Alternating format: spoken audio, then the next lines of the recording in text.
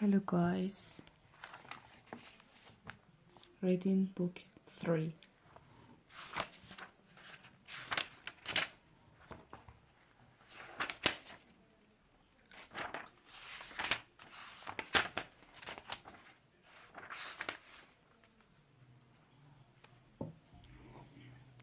Well, luckily Ferkley is pretty skinny, so we were able to squeeze him in. The first thing I did was tell him how things worked. Starting with the 5-second rule, I was right in the middle of telling him how you can claim a piece of food that doesn't belong to you when Freckly went for the potato chip in my hand with no warning. I was pretty mad and I told Freckly that if he was gonna pull that kind of nonsense, he could go back to his spot on the floor in the hallway. I explained that somebody had to actually drop something before it could be climbed. He seemed to get in and sort of tried to apologize, so I guess you'd have to call that progress.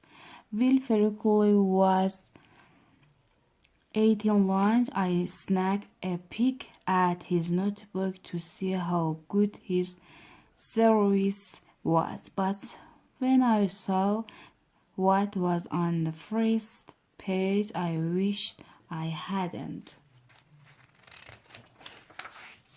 After school, I asked Ferricoli if he wanted to walk home with me. I explained how I needed him to scout a hat for dog pup and how I'll have to pull my lorry back from time to time. Ferricoli seemed eager to help out and things started off pretty smoothly. But I wasn't paying attention and I forgot to cross the street when we got near to Mingo Kids Woods. So the next thing we know, we had the whole pack of them chasing after us.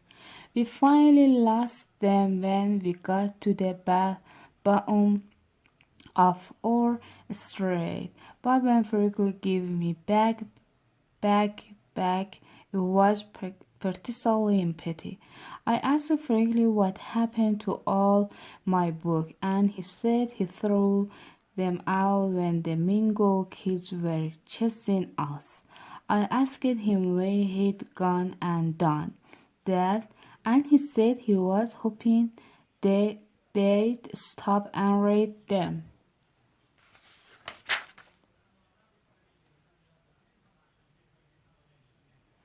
Today was a little bit of the disaster, but Ferricoli gonna be in long-term project, and I'd better prepare myself for some bumps along the way.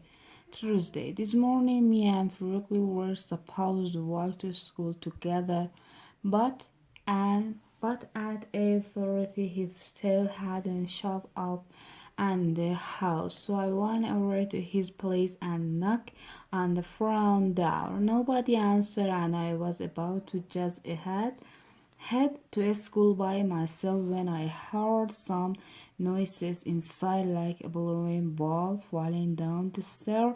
Then the front door opened and Ferricoli was standing there. Ferricoli told me that when he was getting dressed, he accidentally put his shirt on upside down and got stuck. That meant it was up to me to untangle him. At first I was a little irritated, but then I realized this was just the kind of thing other people might find funny. So at lunch I brought.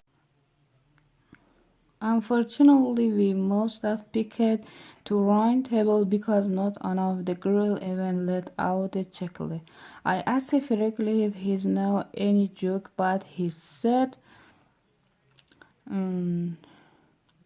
asked him if he knows how to do any try, and he pulled out a piece of bubble gum. Freckly took off his shirt and put the gum in his belly button. I didn't know where he was going, so I took a few steps back, and then, no lies, he started chewing it. I didn't know if any of the girls were impressed, but I definitely was. Then Freckly said he was gonna blow a bubble, which was something I had to see.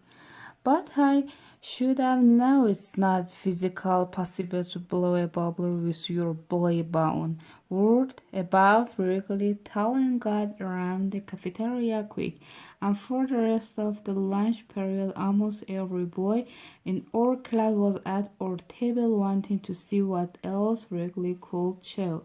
In fact, it got so crowded there wasn't even a place for me to sit. So while Fergie was enjoying his moment in the spotlight, I was eating my lunch out in the hallway. This just goes to show that no matter how nice you are to some people, they're all trying to turn back on you the second they get a chance. Friday, with everything that's been going on at the school, I've really been looking forward to spring break. I figured having a week to myself will be exactly what the doctor ordered.